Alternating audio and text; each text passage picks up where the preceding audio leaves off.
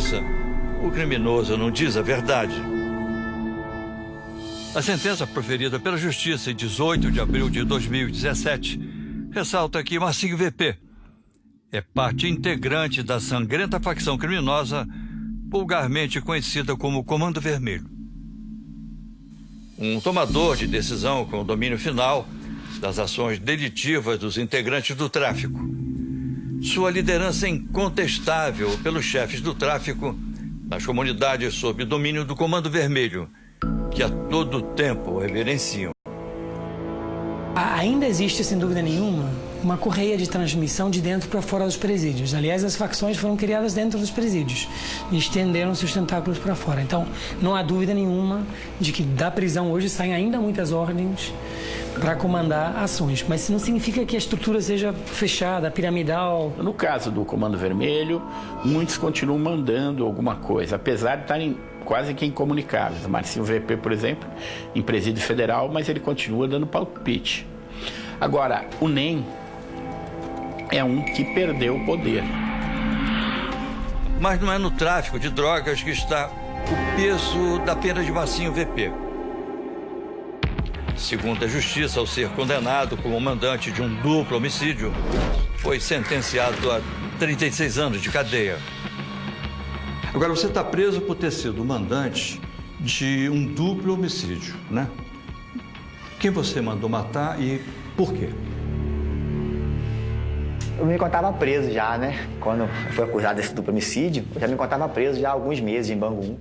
A denúncia fala que eu dei a ordem para que Joel de Oliveira Carvalho, Joel Bombeirinho, executasse as vítimas, Joel na rua e eu preso. As vítimas eram o André Luiz dos Santos Jorge e o Rubem Ferreira de Andrade. Correto. E infelizmente... Quem eram esses dois? Eram tipos compassos? Não, eu não conheci na época. Infelizmente, me levaram a júri, me condenaram, eu como mandante, e absolveram o Joel por unanimidade de 5-2. Por consequência, se o Joel não matou, eu como mandante não poderia jamais ter mandado ele matar, né? O crime aconteceu há 22 anos, na madrugada de 11 de outubro de 1996. André Luiz e Rubem Ferreira foram executados dentro do complexo do Alemão. Ambos tiveram as cabeças e parte do corpo esquartejadas, segundo a denúncia do Ministério Público. Mas, talvez por uma coincidência, depois dessas mortes, você assumiu o controle do Eu sou acusado de ser chefe do tráfico, complexo do Alemão, desde quando eu estava na rua. Desde os meus 17 anos de idade. Eu sou acusado. O que acontece? Mas eu nunca fui traficante na minha vida, senhor. Você nunca foi? O discurso de negação de Marcinho VP só acaba quando o assunto é seu envolvimento em assaltos a bancos e carro forte. Operações arriscadas e por pouco não lhe custaram a vida. Nos seus silêncios aqui em Catanduvas, né? Vocês passam muito tempo em silêncio. Como é que você lida com a questão da morte? Você já esteve perto de morrer em alguma incursão policial? E como é que você vê hoje a questão da morte aqui? Qual é a sua reflexão sobre... Já tive perto de morrer inúmeras vezes. As marcas de batalha do passado tá pelo meu corpo, é todo furado de bala, tem um tiro de fuzil na cabeça. Eu vi que você tem uma cicatriz aqui. Qual é a razão dessa cicatriz? É um tiro de fuzil. Tem uns estilhaços de granada no peito, tem uns tiros 45 aqui no ombro, tem um tiro de fuzil na coxa. Meu corpo é todo furado de bala das marcas. Agora, essa cicatriz aqui foi provocada por... Foi um tiro de fuzil na cabeça, no assalto. No assalto? Também no assalto. Aqui é um carro forte? É uma agência bancária. É uma agência bancária. Um confronto com a polícia na pista. Na fuga? Na fuga. A morte é uma coisa que nenhum de nós escaparemos, né? Encaramos ela como uma coisa assim natural, assim. Nenhum de nós escaparemos dela. A coisa mais certa dessa vida é a morte. Por mais que nós tentamos fugir dela. O fato é que Marcinho VP chega a ser um caso raro, porque a maioria quase sempre morre muito cedo. Do alto de 4 décadas de vida, ele revela em detalhe as experiências que lhe deram destaque no mundo do crime.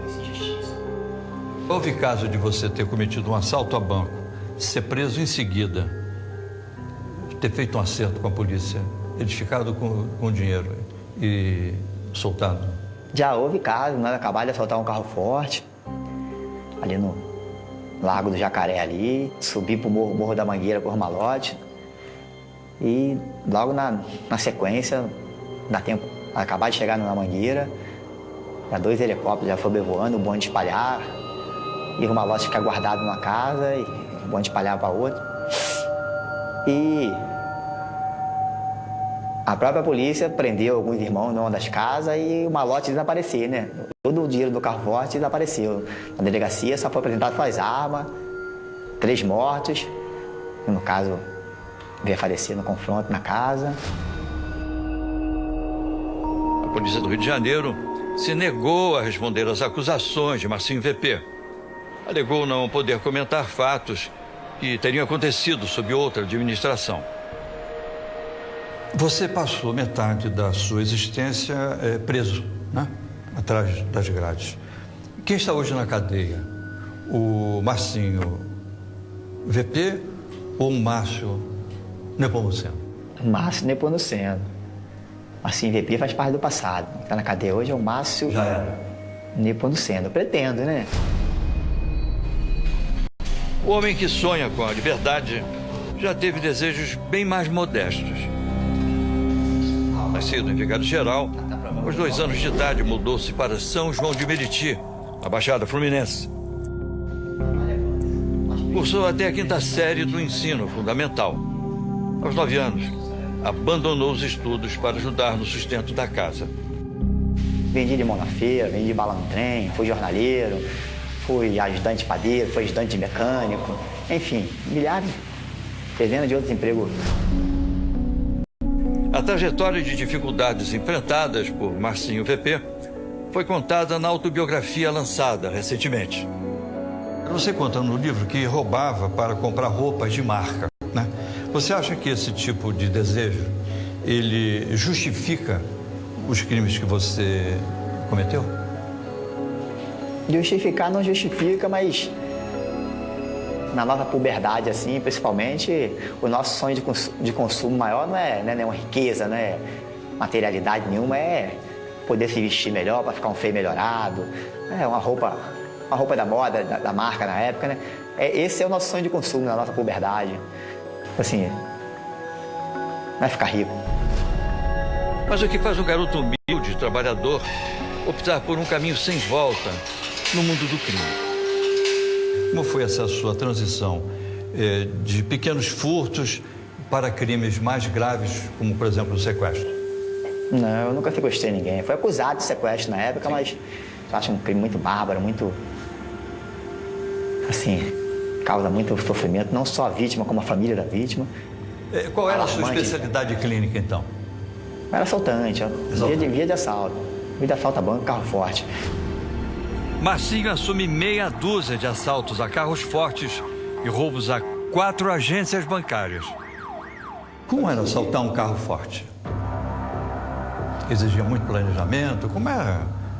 Vocês sabiam quanto tinha, qual era o valor que estava sendo transportado? Exigia planejamento e colaboração também para poder Interna. levantar certinho a quantia de valor que Alguém tinha da no empresa carro forte. ajudava? Corretíssimo. E o tipo de armamento? Na época, já estava em ascensão ainda o explosivo e para se pegar um carro forte no Rio de Janeiro, a forma que nós pegava exigia armamento pesado, né? Era fechado com caminhão e encurralado e exigia um armamento meio sofisticado na época. E muito dinheiro para a compra de armas. E o dinheiro do assalto, o que vocês faziam? Compravam armas? Fortalecia os irmãos da comunidade onde nós puxávamos nossos assaltos. E, felizmente, me deram essa fama de traficante por eu ter parado em inúmeras comunidades do Rio de Janeiro. Parei no Manguinho, morei na Mangueira. Mas o seu forte mesmo era carro forte? Morei na carro E forte. assaltar a agência bancária? Correto. Morei na Mangueira. Disso você tem orgulho? Não tenho orgulho, né? Mas não pode ter orgulho de... Não, uma coisa que... Você não gosta que te chame de traficante? Essa estigma eu nego com veemência. O homem que afirma nunca ter sido traficante vacila ao responder como conseguiu arsenal de guerra para armar o Comando Vermelho. De onde vêm as armas e os fuzis que o pessoal utiliza atualmente, que também eram usados no seu tempo? As armas Mas vem da onde? não são brasileiras, né? Tem lá da onde que vem as Vocês armas. compravam onde? Compravam no Paraguai? Tinha um intermediário? Vocês faziam encomenda? Já tinha intermediário. Chegava tudo no Rio de Janeiro. Vocês se encomendavam e eles entregavam em casa? Quem entregava as armas para vocês? Não quero entrar nesse detalhe, já é uma situação mais, assim, já envolve das pessoas, assim. Por que no seu livro você apresentou uma outra versão para a morte do Tim Lopes? Porque eu tive com as pessoas, preso em Bangu, depois, posteriormente, a morte do Tim Lopes, pessoa que estava diretamente naquele fatídico dia ali da morte do Tim, e as pessoas contou não só para mim, como para outros companheiros presentes ali em Bangu, a verdadeira história da morte do Tim Lopes. O jornalista foi morto após ter sido descoberto ao produzir uma reportagem sobre abuso sexual de menores e tráfico de drogas em um baile funk da favela Vila Cruzeiro, na zona norte do Rio. Agora me diga uma coisa, como é que você conheceu o Tim Lopes, o jornalista Tim Lopes? Na época, eles contaram no Vigário Geral, pararam no Vigário Geral, na época. Meu parceiro falecido, Flávio Negão, estava sendo acusado na época de uma chacina de 4 PM ali no Vigário Geral, do lado de fora. Estavam ali. numa pracinha, né? 4 PM ali, aí... Eram dos repórteres. Um grupo de repórteres, que era muito, né? De repórter do mundo todo. A notícia sobre o cruel assassinato do jornalista virou uma espécie de tema nas conversas dentro de Bangu 1, onde Marcinho VP estava preso. Você acha que eles mataram pensando que ele era o Pensando quê? que ele era Chernobyl, amante da polícia, porque ele não falou que era repórter em momento algum. Se ele fala que era repórter, com certeza ele estaria vivo hoje. Não. Você acha? Tenho certeza absoluta. A pessoa que estava naquele fatídico dia falou dessa forma para mim, que se ele fala que é repórter, em momento algum tirar a vida dele, até porque é o trabalho dele também, é repórter investigativo. Será mesmo? As promotoras responsáveis pelo caso não têm dúvidas de que a verdadeira intenção era matar Tim Lopes. Ele foi capturado no local e levado até o Elias Maluco, onde foi realizado, eles dizem, de fato, um julgamento. Ele foi ali julgado e ali foi condenado à morte, né? Por essas pessoas, o Elias Maluco, o André Capeta, o Boi. Eles utilizaram um facão e cortaram, assim eles narram, mas não tem uma comprovação exata disso. As pernas do repórter foram cortadas e ele acabou sendo queimado.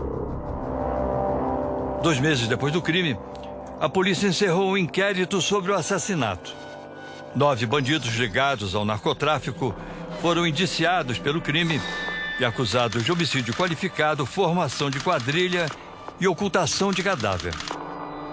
Elias Maluco, apontado como mandante do grupo, preso no dia 19 de setembro de 2002.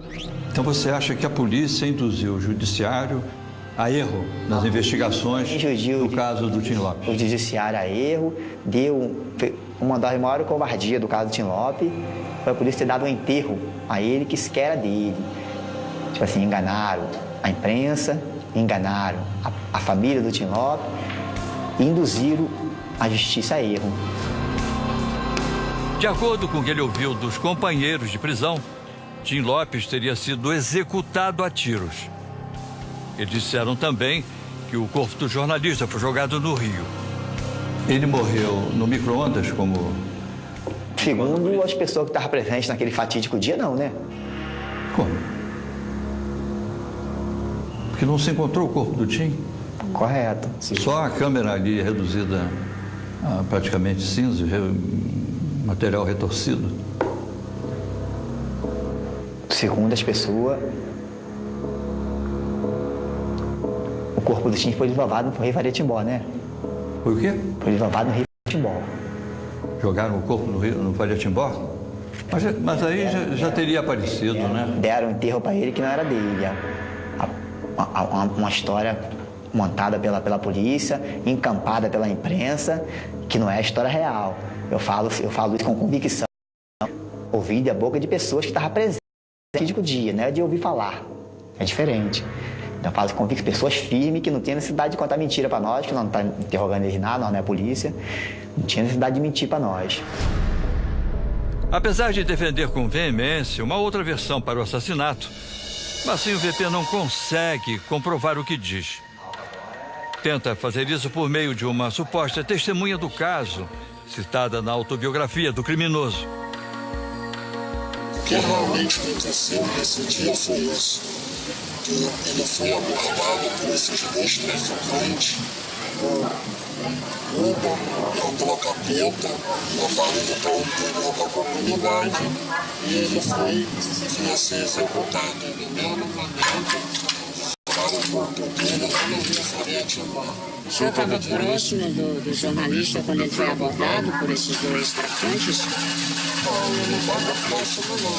Quando vi o alvoroço, os pessoal, entendeu? Levando ele, levando assim, botando a pessoa dentro do carro, mas eu nunca imaginava que era ele, entendeu? Assim que era ele mesmo, eu não cheguei a ver, presenciar mesmo. Você disse que jogaram o corpo do Tim Lopes no Faria Timbó. Agora, técnicos de importantes universidades do Rio de Janeiro, especialistas em genética e medicina legal, eles identificaram o DNA do Tim nos restos mortais que foram encontrados lá no morro. Segundo as pessoas que estavam presentes naquele fatídico dia, é impossível, senhor. Impossível. Agora, qual seria o interesse, então, desses técnicos? Se exumar o corpo do Tim, botar uns técnicos imparcial para fazer o laudo. Não, mas eles eram técnicos de universidade, eles não tinham nenhum interesse em forjar uma versão. Eles fizeram uma série de exames. Será que essa pessoa está me enganando? Me enganou? Estava presente naquele dia? Tinha motivo para poder me enganar? Eu acho que não. Agora eu te pergunto, qual era a vantagem que o Elias Maluco teria dizendo que ele cometeu o crime? Nenhuma. Então a tendência dele é sempre negar. Não, com certeza, mas vai negar para a polícia, né? A nós tem que ser. Entre vocês não há segredos? Não existe isso que acontece. Marcinho VP quer mostrar que no mundo do crime a fidelidade é fundamental. Vocês vivem trocando confidências? Como é essa coisa de... Nós moramos juntos até hoje. Como? Nós moramos juntos até hoje, na mesma galeria, nós tiramos sol juntos até hoje. Nós estamos para lá e para cá, migrando de federal para federal aí, já passando pelas portas. Até hoje nós estamos na mesma galeria, nós tiramos sol juntos todos os dias, até hoje. E um dos motivos que mais deixa ele indignado é essa condenação aí, quando ele foi condenado por 7-0, um crime daquele ali bárbaro, não tinha outra opção. 7-0 num crime que ele afirma com veemência que ele não cometeu, que ele não contava sequer no Rio de Janeiro. Mas nem toda a veemência de Elias Maluco anula as provas apresentadas até aqui pela polícia. E a polícia fez uma operação e encontrou lá na grota, favela da Grota, restos mortais e vários objetos pertencentes ao Tim Lopes. Foi preso um outro que se chama Ângelo, e o Ângelo acrescentou outros detalhes para as investigações e ainda confessou que, de fato, ele também teria participado do crime. E com as declarações do Ângelo e o exame de DNA, fechou-se a investigação e aí nós conseguimos fazer a denúncia imputando o crime a 9 pessoas.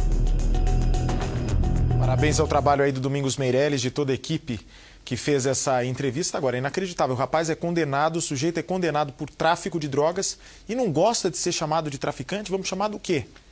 Condenado por homicídio também. Inacreditável, girou. Pois bem, olha, a reportagem que chega agora é de um senhor que foi baleado durante uma tentativa de assalto. O idoso estava no carro, parado numa rua de pouco movimento, e ele estava falando ao celular.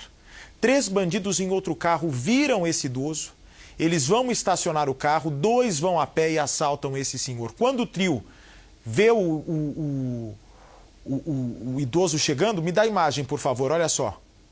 Olha só, quando viu aí o trio Chegando, o idoso vai acelerar.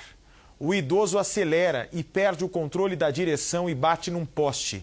Acompanhem comigo a reportagem, Brasil. Câmeras de segurança ajudaram a polícia a encontrar os suspeitos de envolvimento no crime.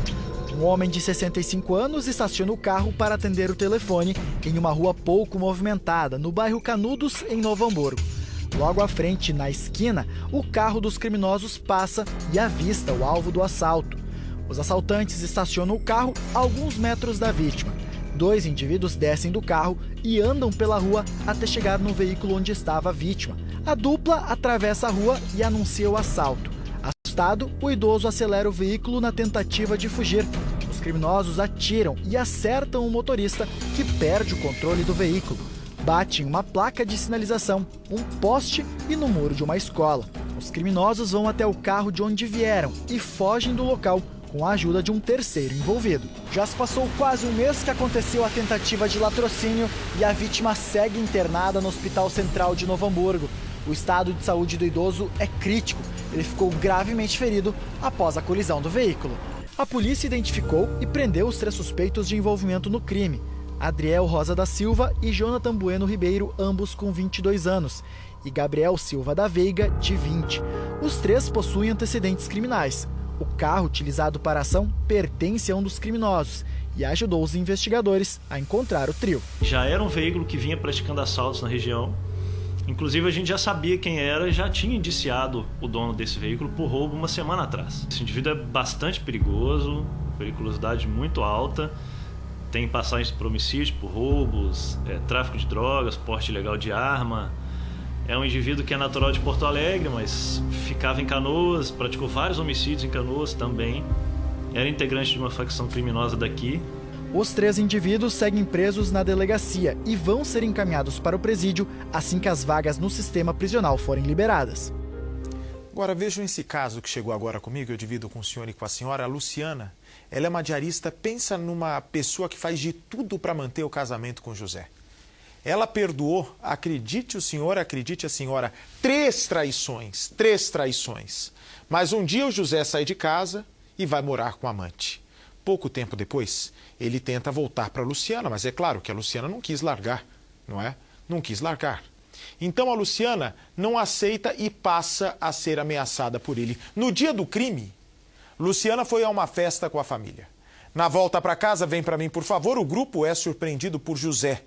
Armado, segundo a polícia de São Paulo, José ataca e mata a ex-mulher e também a cunhada dela que estava junto. José, segundo a polícia, o assassino nunca mais foi visto. Foi aqui em Mauá, no ABC Paulista.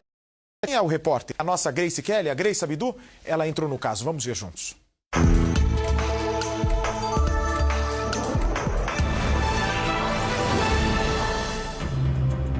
O nome da mãe e o da tia estão gravados na pele de Natan, uma homenagem que ele fez para as 2 Franciscas, vítimas fatais do pai dele.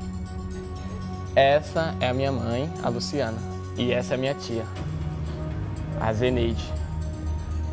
Bom, quando elas morreram, eu fiquei com um aperto no coração, que era muito doloroso.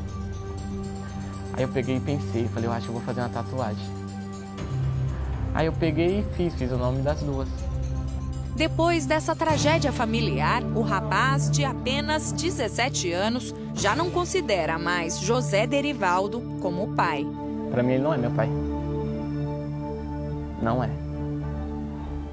Seu irmão mais velho também tem essa mesma sensação? Bom, eu falo de mim. Eu não é mais meu pai. A parte dele eu já não sei. Eu não perdoo ele. Pelo que ele fez, para mim, não dá, não tem perdão. Para acabar o trauma que ele carrega, só mesmo quando ver o pai atrás das grades. Eu não tenho vida. Se eu falar para você que eu posso descer ali embaixo, eu desço com medo. Eu tenho minha vida hoje, mas eu ando assim, assustado. 10 horas eu já tô dentro de casa. Porque eu tenho medo de ficar na rua, eu tenho medo dele voltar. Não sei se ele volta.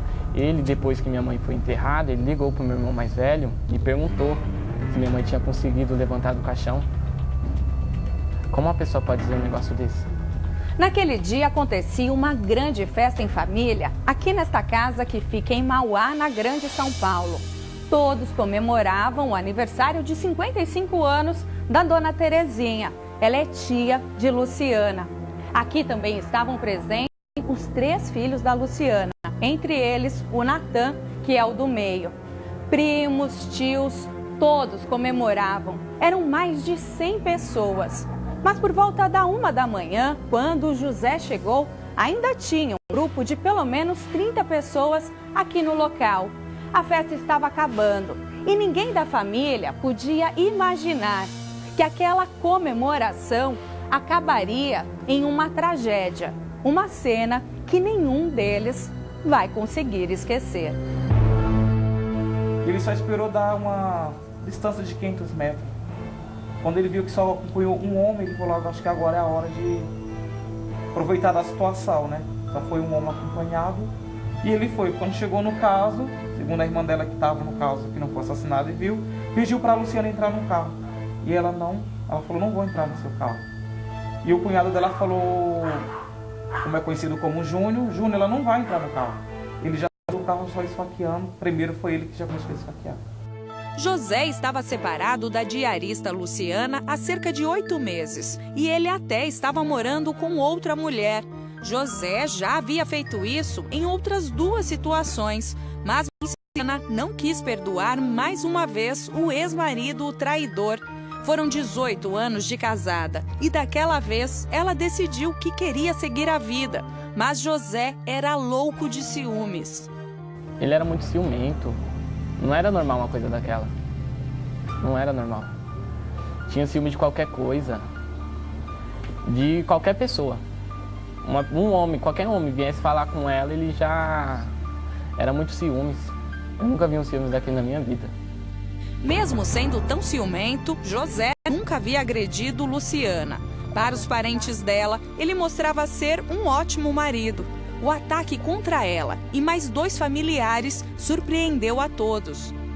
Nem pensava uma coisa dessa. Ele era uma pessoa tão boa, respeitava a gente, falava com a gente e fazia uma tragédia.